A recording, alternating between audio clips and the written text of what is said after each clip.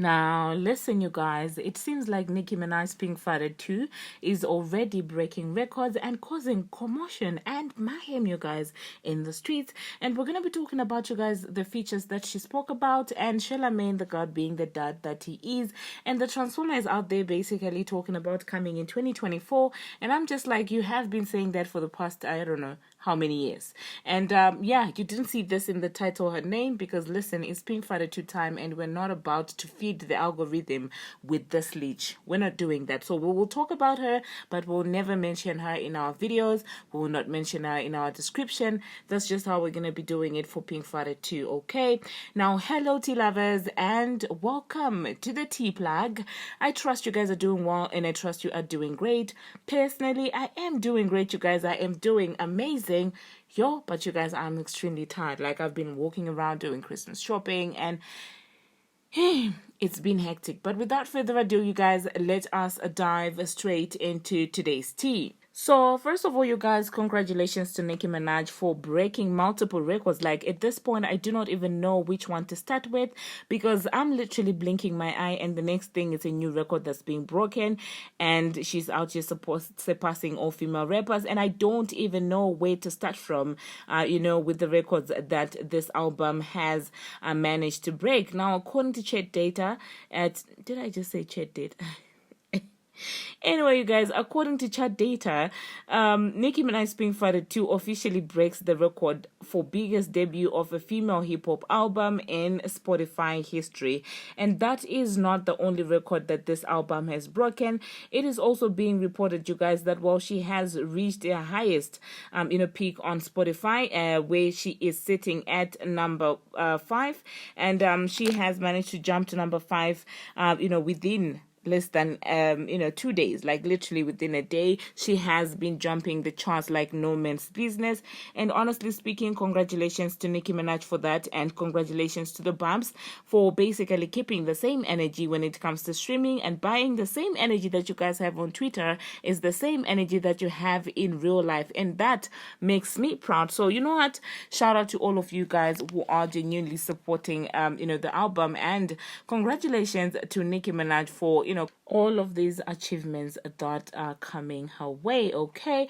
Now, the next thing that I'm going to be talking about, you guys, I am going to be talking about Nicki Minaj's rollout. Now, point me to a smart woman, and certainly I will take you to Gig City and point at the president, Queen Nicki Minaj, okay? Because she has revealed that while for the next couple of weeks, she is going to be dropping features with certain people.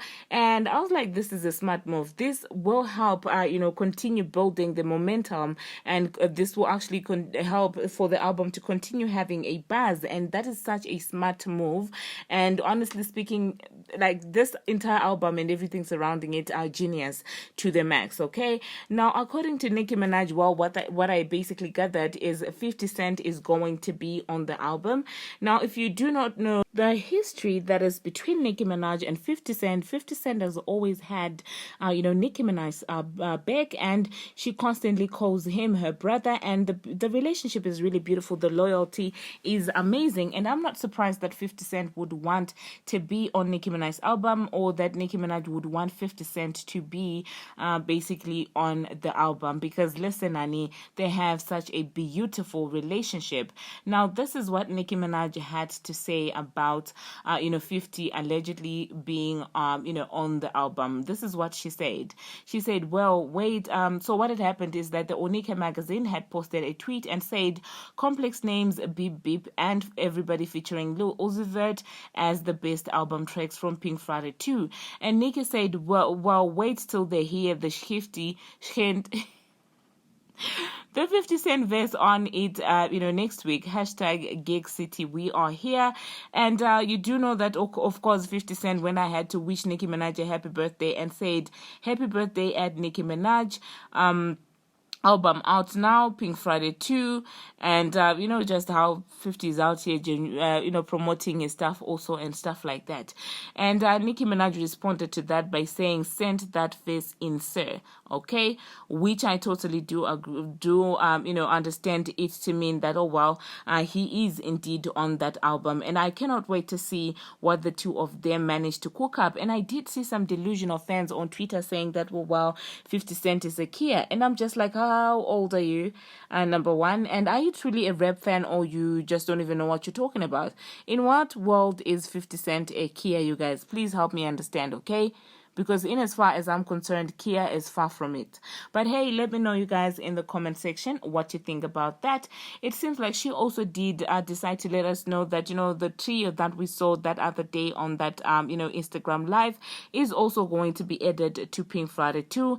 And so this is what she said. Next week, hashtag Gig City welcomes a new edition every day beginning on Monday or Tuesday, every day until Friday. You will get an, additional song that completes my favorite body of work to date. 4 more songs. 2 with the names on a very important song rhyme with Shmisha Shmo and Shmonika. Now, Nikki, sometimes I'm just looking at her like, oh, can you be less animated, okay? Not that I dislike it. I totally enjoy it, you guys. But, like, I'm just looking at her like, oh, you will have the dads confused, okay? And she also wrote hashtag Gig City, hashtag Pink Friday 2. What is your current 3 top favorites, okay? So now that confirms, you guys, the ideas that we had that, well, there are some features that have not been made known to us. And I cannot wait to see and hear how those ones would be sounding like. Now, it seems like, well, Doritos are out here beefing with official rap snakes, you guys. I randomly just bumped into this and I decided to talk about it because as I'm recording, I'm scrolling through Twitter and this is what I bumped into. It seems like, well, Doritos decided to take the opportunity to promote themselves, just like majority of the brands are doing. And so they said, feeling real pink on this Friday, and then they put like Doritos with, a pink cover and stuff like that, a pink packaging. And official rap snakes were not here for us and said, reminds us of a line that says, you can't wear a Nicki wig and then be Nicki. We are the Big Macs. Putting pink on a bag don't make you rap snacks. Hashtag still mad that they met their nachos. Hashtag Gig City. Hashtag Pink Friday 2. Now, official rap snakes quoting Nicki Minaj's lyrics is wild, if you ask me. Like, how did Pink Friday 2 turn into a beef, okay, for these guys? Like, I totally don't even understand. Not that I dislike it. Continue beefing and continue hyping it up because we love to see a queen being appreciated. Now, the next thing that I'm going to be talking about, you guys, well, there is a rumor in the street that Doja Cat might have declined a feature on Pink Friday 2. Now, according to Nicki Minaj, there is a certain artist who declined the cowgirl feature, and she decided to speak about that. And it seems like some people are convinced that, well, it is none other than Mandla Mini who went out there declining a Nicki Minaj feature. But hey, so far nothing has been confirmed. But please, you guys, just let me know if you do believe that, well, it is Doja Cat who declined that feature. Okay. Now, moving on to the next thing that we're going to be talking about, dads on dads, okay? It seems like the Transformer is out there going to be coming out in 2024, she's coming, I guess her album is coming in 2024, and I'm like, okay, where have you been all this while? Like, let me catch you and your silly fans doing a Gig City similar kind of thing. Let me catch you, as if I'm gonna do anything. Oh my goodness, why am I sounding like I'm related to El Chapo or anything like that? I'm not related to anything. They can't do anything anyway, you guys. I can't do anything except talk about it on this channel. But anyway, I'm just saying, my point is, it doesn't matter if I can throw hands or not, or if I have the opportunity and the chance to be throwing hands at them or like at them dads. It doesn't matter. All I'm saying, you guys, is that let me catch them copying everything that Nicki Minaj and the Barbz did for a rollout, and then we would know that, the obsession is still there. Okay, so it seems like and when she spoke about coming in 2024, you guys, I was like, how long is the journey? You've been coming for the past 5 months. Where are you staying?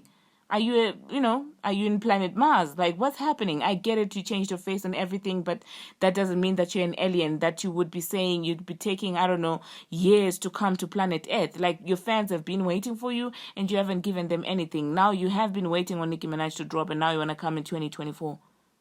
Girl, if Bongos didn't teach you anything, Nicki Minaj literally having the internet on chokehold should at least teach you something. That you're not the queen of rap. The next thing that I'm going to be talking about, you guys, dad report, you guys.